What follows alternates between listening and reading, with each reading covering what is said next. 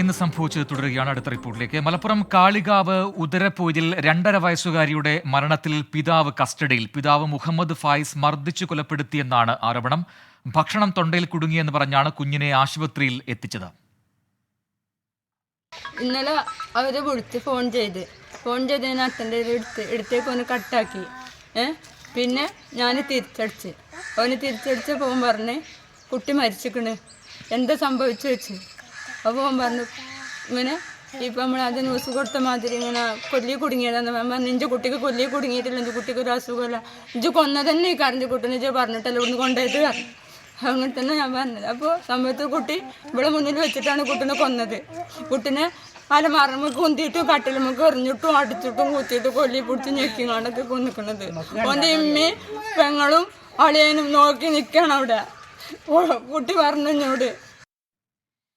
Sameer bin കരീമുണ്ട് മലപ്പുറത്തു നിന്നും കൂടുതൽ വിവരങ്ങളുമായി. സമീർ, നമ്മളെ അസ്വസ്ഥപ്പെടുത്തുന്ന സങ്കടപ്പെടുത്തുന്ന വാർത്തയാണിത്. ഇപ്പോൾ ഈ കുട്ടിയുടെ പിതാവ് കസ്റ്റഡിയിൽ എന്ന വാർത്ത വരുന്നു. ഈ ആരോപണത്തിൽ കഴമ്പുണ്ട് എന്ന് കരുതുന്നുണ്ടോ പോലീസ്?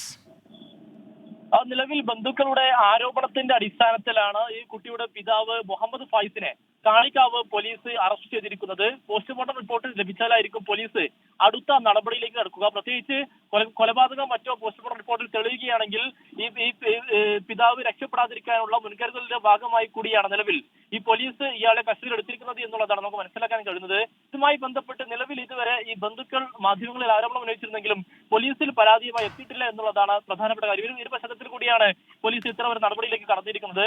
ഇന്നലെ ഉച്ചയ്ക്ക് 2:30 കൂടിയാണ് വണ്ടൂരിലെ ആശുപത്രിയിലേക്ക് ഈ 2.5 വയസ്സുകാരിയെ അബോധാവസ്ഥയിൽ ഈ പിതാവ് മുഹമ്മദ് ഫായിസ് എത്തിക്കുന്നത്.